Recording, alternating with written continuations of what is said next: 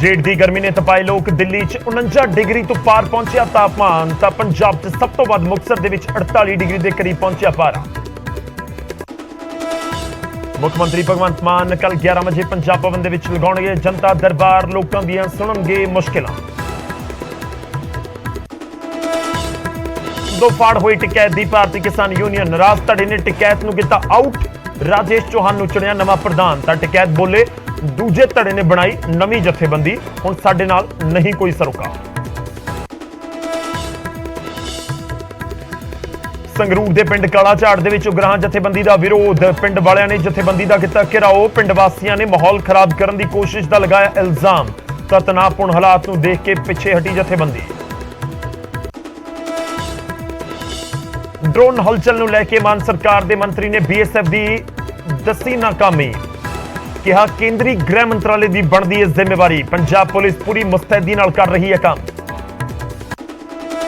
पाकिस्तान के पेशावर दे विच भखिया सिखां दे कतल का मामला। सिखां ने किया प्रदर्शन। तो भारत सरकार ने भी पाकिस्तान के कोल दर्ज करवाया सख्त इतराज। सख्त कार्रवाई की मांग।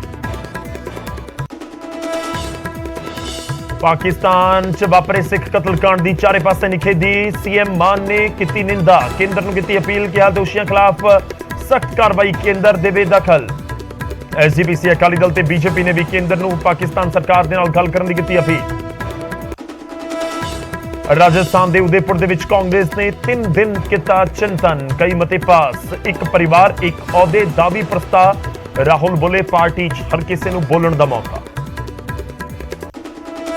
CM की अपील तो बाद पंजाब दे विच दुगना होया मूंगी हेठला रकबा। इस बार करीब 1 लाख एकड़ च बीजी गई मूंगी। मानसा बनया सब तो मोहरी जिला। CM दे जद्दी पिंड सतौज दे विच मुख्यमंत्री दी माता जी ने शुरू करवाई सिद्धि। झोने की सिद्धि बजाई। किसानों को भी पानी बचाने की अपील। संगरूर के पिंड भराज दे विच आम आदमी पार्टी विधायक नरेंद्र भराज ने खुद ट्रैक्टर चला के सिद्धि बजाई की की शुरुआत। बैडमिंटन दे विच लहराया तिरंगा। भारत ने पहली बार जितया थॉमस कप। जित ते प्रधानमंत्री मोदी ने दी बधाई।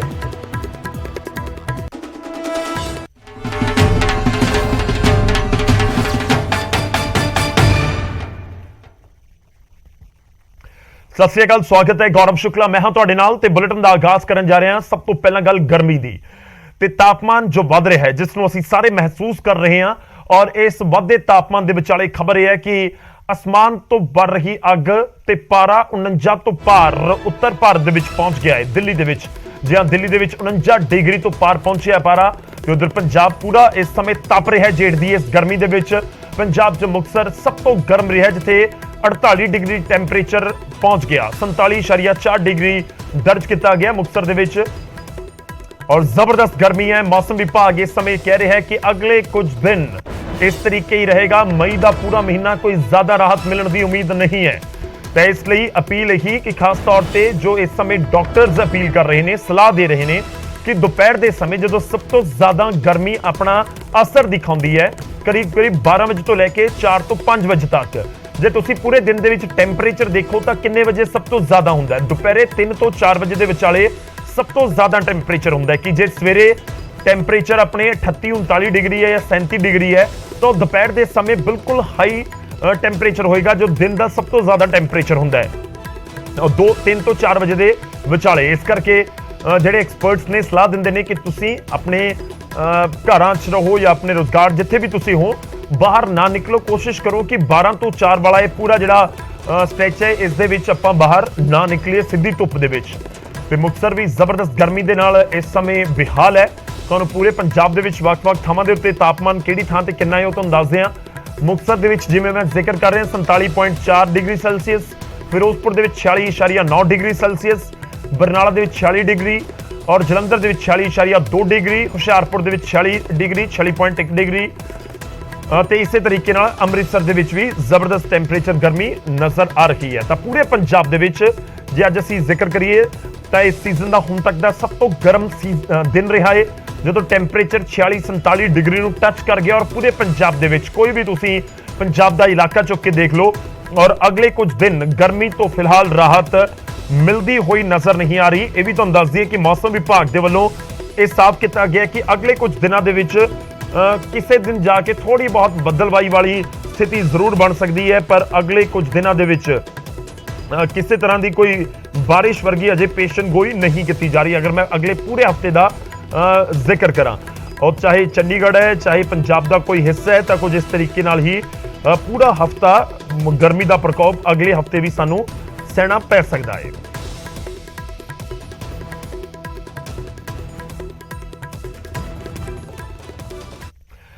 बिजली संकट की भी हुण गल करते हैं। एक पासे जबरदस्त गर्मी है तो दूजे पासे बिजली संकट चिंता नूं वधा रहा है। बिजली संकट के उत्ते पावरकॉम के CMD बलदेव सिंह सरां दा वड्डा बयान सामने आया तो उन्होंने कहा कि इस समय पंजाब दे विच सब तो ज्यादा बिजली की मंग है, पर असीं शहरी उपभोक्तावां दे नाल नाल किसानां नूं भी पूरी बिजली दे रहे हैं। नाल ही उन्होंने यह भी दावा किया कि आने वाले दिनों के बिजली की मंग होर वधेगी, जिस लिए केंद्र सरकार और दूजे सूबियां दे नाल बिजली का लैण देण चल रहा है। झोने की बिजाई तो बाद बिजली की पूर्ति हो जाएगी। खैर झोने का सीजन सिर के उत्ते इस समय और आने वाले दिनों के बरसात फिलहाल तो नज़र नहीं आती। जे आप आम तौर पर मानसून की गल करिए तो 20 जून तो बाद या जून के आखिरी हफ्ते जाके ही उत्तर भारत के मानसून अपना असर दिखाता जो बारिशां पैंदियां ने। तो इस करके गर्मी अगला 1-1.5 महीना तो जबरदस्त रहने वाली है, और जे गर्मी रहेगी तो इस विचाले झोने नूं लगाउण दे लई पानी की जरूरत होएगी। जे बरसात नहीं होंदी ज़्यादा तो फिर जे पानी की जरूरत है तो बिजली की जरूरत है, और बिजली नूं लैके इस समय CMD पावरकॉम दे दावा कर रहे हैं कि बिजली की मंग जिन्नी है इस समय पंजाब च असीं पूरी कर रहे हैं, तो आने वाले दिनों के लिए भी इस समय रणनीति उलीकी जा रही है। साहब तुसीं दिल्ली भी जाके आए हो तो जिहड़ा केंद्री महकमा हैगा कोल मंत्राला है उन्होंने भी पंजाब सरकार संपर्क करती रही है। ताज़ा हालात की ने कितनी डिमांड है तो अगे आप किस तरह की रणनीति या प्लैनिंग लैके चल रहे कि जी बिजली की घाट है खास तौर पर किसानों को पैड़ी सीजन घाट पवे। मैं पहला तो ये कहना चाहना कि बिजली का जोड़ा है कोई संकट वाली जी है पंजाब दे विच कोई गल नहीं, बिजली पूरी प्रबंध मिल रही है।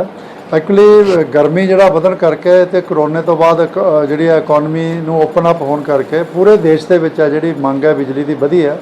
ये नाल ही जोड़ा है इंपोर्टेड कोले के रेट बदन करके तो देश के विच कोले की घाट तो ढोआ ढुआई के साधनों की थोड़ी घाट होने करके कोले की जी थोड़ी मुश्किल जी है उन्होंने ढुआई के आ रही है। पूरे जोड़ा है पंजाब की जी मंग है गर्मियां करके, जिस तरह कि मैं दसिया, क्योंकि पंजाब के विच गर्मियां बहुत ज़्यादा होंदियां ने।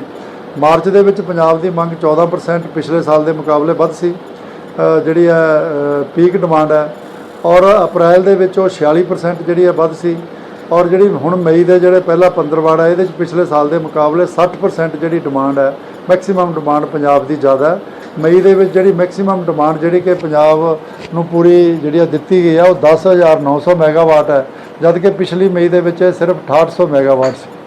तो इस करके जोड़ा है पूरा मैं पंजाबियों को ये कहना चाहना कि जिथे कि आपां नूं बिजली के विच संजम जोड़ा है बरतन की जरूरत लोड़ है, क्योंकि बिजली एक जोड़ा है कुदरती सोम है, इनू आपां नूं उस तरह वेस्ट नहीं करना चाहिए।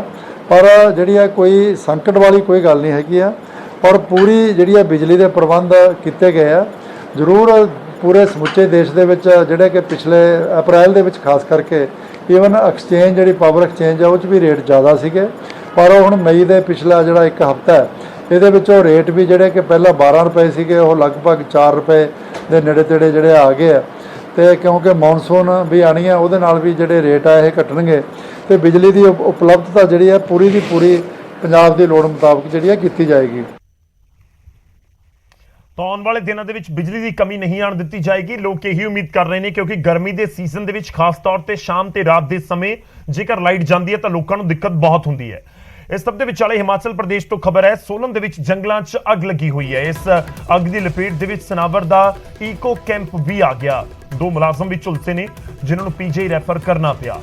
कैंप के कॉटेज रखा सारा समान सड़ के सुआह हो गया है। इस अग करके करीब 1 करोड़ के नुकसान का खदशा जताया जा रहा है। उधर जंगलों में लगी अग नूं बुझाउण के लिए हैलीकॉप्टर तक की मदद ली जा रही है, पर अग होर भयानक होंदी जा रही है ते कई थावां नूं कई इलाकों नूं अपनी जद दे विच इस अग ने ले लिया।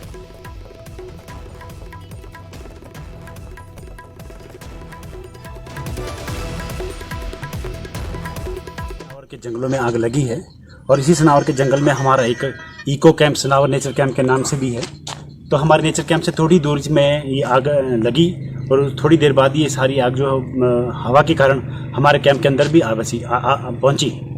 हमारे कैंप के कर्मचारियों ने और साथ में फॉरेस्ट के डिपार्टमेंट कुछ कर्मचारियों ने हमने बहुत कोशिश करी कि इस आग को कंट्रोल किया जाए, लेकिन हवा के कारण ये आग इतनी भयंकर रूप में इस आग ने ले लिया कि पूरा जो सारा हमारा जो नेचर कैंप है, जो लगभग पिछले 10-12 सालों से हम इसको चला रहे हैं, तो लगभग 10-12 साल से हम चला रहे हैं, तो देखते ही देखते सारा कैंप जो है वो पूरी आग के आगोश में समा गया। और अभी आप देख सकते होंगे कि हमारे यहाँ लगभग 15 कॉटेज बने थे जो पूरी तरह से आग के बीच में पूरी तरह से राख हो गए।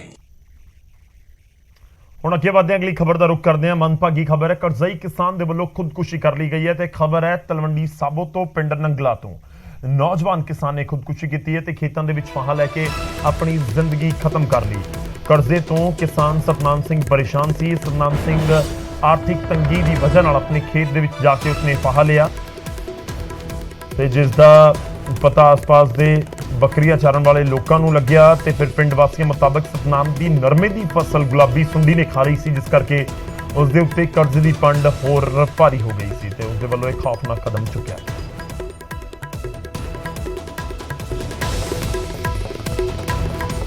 ਇਹ ਮੁੰਡਾ ਕਰਜ਼ੇ ਤੋਂ ਪਰੇਸ਼ਾਨ ਸੀਗਾ ਕਿਉਂਕਿ ਪਿਛਲੇ ਐਤਕੀ ਨਰਮੇ ਨੂੰ ਗੁਲਾਬੀ ਸੁੰਡੀ ਨੇ ਖਾ ਗਈ ਤੇ ਕਣਕ ਦਾ ਹੋਰ ਝਾੜ ਘਟ ਗਿਆ।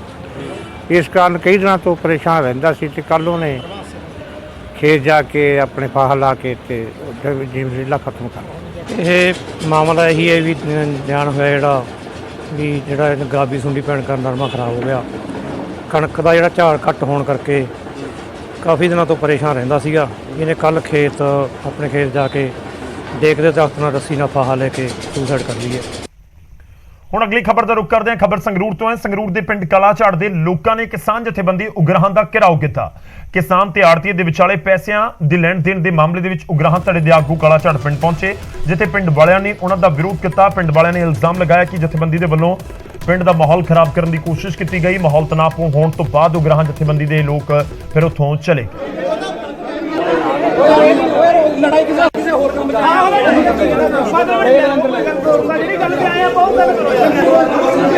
ਮਸਲਾ ਹੈਗਾ ਕਾਲੇ ਝਾੜ ਦੇ ਆੜਤੀਏ ਨੇ, ਕਾਲੇ ਝਾੜ ਦੇ ਕਿਸਾਨ ਨੇ। ਇਹ 440 ਗੱਟੇ ਕਣਕ ਮਤਲਬ ਪੂਰੀ ਦੀ ਪੂਰੀ ਫਸਲ ਗਾਇਬ ਕਰਤੀ ਕਿਸਾਨ ਦੀ। ਜਦੋਂ ਆੜਤੀ ਐਸੋਸੀਏਸ਼ਨ ਕੋਲੇ ਕਿਸਾਨ ਗਿਆ, ਆੜਤੀ ਐਸੋਸੀਏਸ਼ਨ ਨੇ ਕਹਿਤਾ, ਲਿਖ ਕੇ ਦੇਤਾ ਵੀ ਆੜਤੀਏ ਗਲਤ ਨੇ ਵੀ ਯਾਰ 440 ਗੱਟੇ ਗਾਇਬ। ਉਸ ਤੋਂ ਬਾਅਦ ਉਰੇ ਅਸੀਂ ਇਕੱਠ ਕਰਿਆ, ਆੜਤੀਆਂ ਨੂੰ ਕਿਹਾ ਵੀ ਯਾਰ ਐਡਾ ਵੱਡਾ ਤੁਹਾਡੇ 'ਚ ਘਪਲਾ। ਪਰਿਵਾਰ ਨੇ ਆੜਤੀਏ ਦੇ ਪੈਸੇ ਦੇਣੇ ਨੇ, ਪਰਿਵਾਰ ਨੇ ਕਿਹਾ ਵੀ ਅਸੀਂ ਪੈਸੇ ਦੇ ਦਿਆਂਗੇ, ਪਰ ਉਦੋਂ ਪਹਿਲਾਂ ਕਿੰਨੇ ਕੁ ਘਪਲੇ ਨੇ। ਕੁਛ ਆੜਤੀ ਐਸੋਸੀਏਸ਼ਨ ਦੇ ਬੰਦੇ ਨੇ ਉਹ ਪਿੰਡ ਕਾਲਾ ਅਤੇ ਕਾਲਾ ਝਾੜ ਵਿਖੇ ਡੇਰੇ ਵਿੱਚ ਇਕੱਠੇ ਹੋਏ ਨੇ। ਅਸੀਂ ਮੌਕੇ 'ਤੇ ਜਾ ਕੇ ਦੇਖਿਆ ਤਾਂ ਕਾਫੀ ਇੱਕ ਪਾਸੇ ਆੜਤੀ ਐਸੋਸੀਏਸ਼ਨ ਦੇ ਬੰਦੇ ਆਏ ਹੋਏ ਸੀਗੇ ਤੇ ਇੱਕ ਪਾਸੇ ਕਿਸਾਨ ਯੂਨੀਅਨ ਦੇ ਸੀਗੇ। ਬੈਠ ਕੇ ਉਹਨਾਂ ਦੀ ਗੱਲਬਾਤ ਚੱਲ ਰਹੀ ਸੀਗੀ, ਪਰ ਪਿੰਡ ਵਾਸੀ ਇਹ ਕਹਿ ਰਹੇ ਸੀਗੇ ਵੀ ਸਾਡੇ ਪਿੰਡ ਦੇ ਮਾਮਲੇ ਦੇ ਵਿੱਚ ਜਿਹੜੀ ਕਿਸਾਨ ਯੂਨੀਅਨ ਉਹ ਦਖਲਅੰਦਾਜ਼ੀ ਨਾ ਕਰੇ। ਤਾਂ ਅਸੀਂ ਉਹਨਾਂ ਨੂੰ ਸਮਝਾਇਆ ਵੀ ਤੁਸੀਂ ਦੇਖੋ ਸ਼ਾਂਤੀ ਬਣਾ ਕੇ ਰੱਖੋ, ਪਿੰਡ ਵਿੱਚ ਕੋਈ ਵੀ ਇਹੋ ਜਿਹੀ ਨਾ ਕੋਈ ਤਕਰਾਰ ਸ਼ੁਰੂ ਹੋਵੇ ਜਿਹਦੇ ਨਾਲ ਕੋਈ ਸ਼ਾਂਤੀ ਭੰਗ ਹੋਵੇ। ਤਾਂ ਦੋਨੋਂ ਤਰ੍ਹਾਂ ਨੂੰ ਸਮਝਾ ਬੁਝਾ ਕੇ ਉਹਨਾਂ ਨੂੰ ਕਿਹਾ ਗਿਆ ਵੀ ਲੈਣ ਦੇਣ ਦਾ ਮਾਮਲਾ ਤੁਸੀਂ ਆਪਣੀ ਚਾਰਾਜੋਈ ਅਦਾਲਤ ਵਿੱਚ ਕਰ ਸਕਦੇ ਹੋ, ਸਾਡੇ ਕਰਨ ਜੋਗੇ ਇਸ ਵਿੱਚ ਕੋਈ ਕਾਰਵਾਈ ਨਹੀਂ ਹੈ। ਫਿਰ ਵੀ ਸ਼ਾਂਤੀ ਨੂੰ ਅਗਰ ਕੋਈ ਤੁਸੀਂ ਚਾਹੁੰਦੇ ਹੋ ਤਾਂ ਤੁਹਾਡੀ ਬਿਠਾ ਕੇ ਦੋਨਾਂ ਤਰ੍ਹਾਂ ਨਾਲ 4 ਬੰਦੇ ਉੱਧਰੋਂ ਬਿਠਾ ਕੇ 4 ਬੰਦੇ ਇੱਧਰੋਂ ਬਿਠਾ ਕੇ ਸਾਡੇ ਕੋਲੇ ਆਓ ਤੇ ਆਣ ਕੇ ਤੁਹਾਡੀ ਦੋਨਾਂ ਤਰ੍ਹਾਂ ਨਾਲ ਗੱਲਬਾਤ ਬਿਠਾ ਕੇ ਪੰਚਾਇਤੀ ਤੌਰ ਤੇ ਕਰਵਾ ਸਕਦੇ ਹਾਂ। ਹੁਣ ਅੱਗੇ ਵਧਦੇ ਹਾਂ, ਅਗਲੀ ਖਬਰ ਦਾ ਰੁਖ ਕਰਦੇ ਹਾਂ ਤੇ ਗੱਲ ਟਿਕੈਤ ਪਰਿਵਾਰ ਦੀ। ਟਿਕੈਤ ਪਰਿਵਾਰ ਦੇ ਖਿਲਾਫ ਕਿਸਾਨਾਂ ਦੇ ਵਿੱਚ ਨਾਰਾਜ਼ਗੀ ਹੈ ਤੇ ਨਾਰਾਜ਼ ਧੜੇ ਨੇ ਰਾਜੇਸ਼ ਚੌਹਾਨ ਨੂੰ ਭਾਰਤੀ ਕਿਸਾਨ ਯੂਨੀਅਨ ਦਾ ਨਵਾਂ ਪ੍ਰਧਾਨ ਚੁਣ ਲਿਆ। ਨਾਰਾਜ਼ ਧੜੇ ਨੇ ਨਰੇਸ਼ ਟਿਕੈਤ ਨੂੰ ਵੀ ਕੌਮੀ ਪ੍ਰਧਾਨ ਦੇ ਅਹੁਦੇ ਤੋਂ ਹਟਾ ਦਿੱਤਾ। ਲਖਨਊ ਦੇ ਵਿੱਚ ਭਾਰਤੀ ਕਿਸਾਨ ਯੂਨੀਅਨ ਦੇ ਸੰਸਥਾਪਕ ਮਹਿੰਦਰ ਸਿੰਘ ਟਿਕੈਤ ਦੀ ਬਰਸੀ ਦੇ ਉੱਤੇ ਇਹ ਐਲਾਨ ਕੀਤਾ ਗਿਆ। ਰਾਕੇਸ਼ ਟਿਕੈਤ ਤੇ ਸਿਆਸੀ ਸਰਗਰਮੀਆਂ ਰੱਖਣ ਦਾ ਇਲਜ਼ਾਮ ਹੈ। ਦਰਅਸਲ ਭਾਰਤੀ ਕਿਸਾਨ ਯੂਨੀਅਨ ਨੈਤਿਕਤਾ ਵੱਲੋਂ ਇਹ ਸ਼ੁਰੂ ਤੋਂ ਰੱਖਿਆ ਗਿਆ ਕਿ ਸਿਆਸੀ ਸਰਗਰਮੀਆਂ ਤੋਂ ਦੂਰ ਰਿਹਾ ਜਾਵੇ। ਤੇ ਰਾਜੇਸ਼ ਚੌਹਾਨ ਜੋ ਨਿਊਜ਼ 18 ਪੰਜਾਬ ਦੇ ਨਾਲ ਵੀ ਜੁੜੇ ਤੇ ਉਹਨਾਂ ਨੇ ਦਾਅਵਾ ਕੀਤਾ ਕਿ ਰਾਕੇਸ਼ ਟਿਕੈਤ ਲਗਾਤਾਰ ਸਿਆਸੀ ਸਰਗਰਮੀਆਂ ਕਰ ਰਹੇ ਸੀ, ਜਿਸ ਨੂੰ ਲੈ ਕੇ ਉਹਨਾਂ ਦੇ ਨਾਲ ਗੱਲ ਵੀ ਕੀਤੀ ਗਈ, ਪਰ ਹੁਣ ਰਾਜੇਸ਼ ਚੌਹਾਨ ਨੂੰ ਪ੍ਰਧਾਨ ਬਣਾਇਆ ਗਿਆ ਹੈ। ਤੇ ਕੁਝ ਦੂਜੇ ਪਾਸੇ ਰਾਕੇਸ਼ ਟਿਕੈਤ ਦੀ ਸਟੇਟਮੈਂਟ ਵੀ ਸਾਹਮਣੇ ਆਈ ਹੈ ਤੇ ਉਹ ਕਹਿ ਰਹੇ ਨੇ ਕਿ ਕੁਝ ਲੋਕਾਂ ਨੇ ਖੁਦ ਆਪਣੀ ਜਥੇਬੰਦੀ ਵੱਖ ਕਰ ਲਈ ਹੈ। ਕੁਝ ਲੋਕਾਂ ਤੇ ਸਰਕਾਰ ਦਾ ਦਬਾਅ ਸੀ ਤੇ ਇਸ ਕਰਕੇ ਉਹਨਾਂ ਨੇ ਆਪਣੀ ਜਥੇਬੰਦੀ ਵਕਫ ਕਰ ਲਈ। मैं 7-8 साल से बराबर कुछ ना कुछ मुद्दों पे मेरे उनके वैचारिक मतभेद बनते रहे और मैंने उनको समय समय पे संगठन को सही दिशा सही दशा देने की बात कही, पर उन्होंने अपनी हर दर्बता पे हमारे जैसे तमाम लोगों की बातें नहीं सुनी। 13 महीने आंदोलन हुआ, उस आंदोलन को भारतीय किसान यूनियन और संयुक्त मोर्चा ने जीता, जो आपके सामने है। फिर मेरी बात हुई कि अगर सरकार ने बिल वापस कर लिया है तो हमें किसी राजनीतिक दल के पचड़े में नहीं पड़ना। आपने देखा होगा कि पूरे प्रदेश में उन्होंने पीसी की, पूरे प्रदेश में उन्होंने एक दल विशेष को टारगेट किया और एक दल विशेष को सपोर्ट किया, जो भारतीय किसान यूनियन और महात्मा टिकैत के सिद्धांतों से बिल्कुल विपरीत था। माननीय महात्मा टिकैत जी हमेशा हम लोगों को एक शिक्षा दी कि आपको किसी राजनीतिक मंच में नहीं जाना, किसी भी राजनीतिक दल का सहयोग नहीं करना, किसी का चुनाव प्रचार नहीं करना, आपको पूरी तरह अराजनैतिक होकर के काम करना। सरकार किसी की हो, किसान के हित में अगर कोई काम नहीं हो रहा है तो उससे आपको लड़ाई लड़के किसान की समस्याओं का समाधान करना। कुछ लोग चले गए, उनका हम क्या नाम ले तो उनकी लिस्ट ले लेना। उन्होंने अपना अलग संगठन बना लिया और अभी जो लोग भी उसमें गए हैं उससे इस संगठन का कोई मतलब नहीं है। वे अपना यहाँ से वे चले गए, जो भी दूसरा संगठन बना के जाएंगे तो यहाँ से वे ऑटोमेटिकली यहाँ से समाप्त हो जाता है, उनके पद सब समाप्त हो जाते हैं। ਹੁਣ ਅੱਗੇ ਵਧਦੇ ਇੱਕ ਵੱਡੀ ਖਬਰ ਆ ਰਹੀ ਹੈ, ਉਸ ਦਾ ਰੁਖ ਕਰਾਂਗੇ। ਕਪੂਰਥਲਾ ਤੋਂ ਵੱਡੀ ਖਬਰ ਹੈ। ਚੱਲਦੇ ਕਬੱਡੀ ਮੈਚ ਦੇ ਦੌਰਾਨ ਫਾਇਰਿੰਗ ਹੋਈ ਹੈ। ਕਪੂਰਥਲਾ ਦੇ ਬੂਟਾ ਪਿੰਡ ਦੇ ਵਿੱਚ ਗੋਲੀਆਂ ਚੱਲੀਆਂ ਨੇ। ਕਬੱਡੀ ਮੈਚ ਦੌਰਾਨ ਫਾਇਰਿੰਗ ਹੋਈ, ਜਿਸ ਦੇ ਵਿੱਚ 2 ਲੋਕ ਜ਼ਖਮੀ ਹੋ ਗਏ ਨੇ। ਗੋਲੀਆਂ ਚਲਾਉਣ ਵਾਲਾ ਲੋਕਾਂ ਨੇ ਉੱਥੇ ਹੀ ਕਾਬੂ ਕਰ ਲਿਆ, ਪੁਲਿਸ ਹਵਾਲੇ ਵੀ ਕਰ ਦਿੱਤਾ ਗਿਆ। ਮੌਕੇ ਦੇ ਉੱਤੇ ਪੁਲਿਸ ਵੀ ਵੱਡੀ ਗਿਣਤੀ ਦੇ ਵਿੱਚ ਪਹੁੰਚੀ ਹੈ। ਪਰ ਕਬੱਡੀ ਟੂਰਨਾਮੈਂਟ ਮੈਚਿਸ ਦੇ ਵਿੱਚ ਅਜਿਹੀਆਂ ਵਾਪਰ ਰਹੀਆਂ ਘਟਨਾਵਾਂ ਜ਼ਰੂਰ ਚਿੰਤਾ ਦਾ ਸਬਬ ਨੇ ਕਿ ਕਬੱਡੀ ਜਾਂ ਖੇਡਾਂ ਦੇ ਜ਼ਰੀਏ ਕੋਸ਼ਿਸ਼ ਇਹੀ ਸੀ ਕਿ ਨੌਜਵਾਨਾਂ ਨੂੰ ਗਲਤ ਸੁਸਾਇਟੀ ਜਾਂ ਫਿਰ ਨਸ਼ਿਆਂ ਤੋਂ ਦੂਰ ਰੱਖਿਆ ਜਾ ਸਕੇ। ਪਰ ਕਬੱਡੀ ਦਾ ਮੈਦਾਨ ਕੀ ਜੰਗ ਦਾ ਅਖਾੜਾ ਜੇਕਰ ਬਣ ਜਾਵੇ ਤਾਂ ਫਿਰ ਚਿੰਤਾ ਵਧਣੀ ਵੀ ਲਾਜ਼ਮੀ ਹੈ। ਇਹ ਕਪੂਰਥਲਾ ਤੋਂ ਖਬਰ ਹੈ, ਤੁਹਾਨੂੰ ਦੱਸ ਦਈਏ, ਜਿੱਥੇ ਕਬੱਡੀ ਦਾ ਮੈਚ ਚੱਲ ਰਿਹਾ ਸੀ। ਕਬੱਡੀ ਦੇ ਮੈਚ ਦੇ ਦੌਰਾਨ ਹੀ ਚੱਲਦੇ ਕਬੱਡੀ ਮੈਚ ਦੇ ਵਿੱਚ ਫਾਇਰਿੰਗ ਹੁੰਦੀ ਹੈ। ਕਪੂਰਥਲਾ ਦੇ ਬੂਟਾ ਪਿੰਡ ਦੇ ਵਿੱਚ ਇਹ ਘਟਨਾ ਵਾਪਰੀ ਹੈ। ਇਸ ਦੇ ਵਿੱਚ 2 ਲੋਕ ਜ਼ਖਮੀ ਹੋ ਗਏ ਨੇ। ਹਾਲਾਂਕਿ ਜਿਹੜੇ ਉੱਥੇ ਲੋਕ ਮੌਜੂਦ ਸਨ ਉਹਨਾਂ ਨੇ, ਪਿੰਡ ਵਾਲਿਆਂ ਨੇ ਗੋਲੀਆਂ ਚਲਾਉਣ ਵਾਲੇ ਲੋਕਾਂ ਨੂੰ, ਜਿਹੜੇ ਉੱਥੇ ਪਹੁੰਚੇ ਹੋਏ ਸੀ ਬਦਮਾਸ਼, ਉਹਨਾਂ ਨੂੰ ਕਾਬੂ ਕਰ ਲਿਆ ਹੈ। ਪੁਲਿਸ ਦੇ ਹਵਾਲੇ ਕਰ ਦਿੱਤਾ ਗਿਆ ਹੈ। ਵੱਡੀ ਗਿਣਤੀ 'ਚ ਪੁਲਿਸ ਵੀ ਮੌਕੇ ਦੇ ਉੱਤੇ ਪਹੁੰਚ ਗਈ ਤਾਂ ਕਿ ਕੋਈ ਤਣਾਅਪੂਰਨ ਸਥਿਤੀ ਨਾ ਬਣੇ।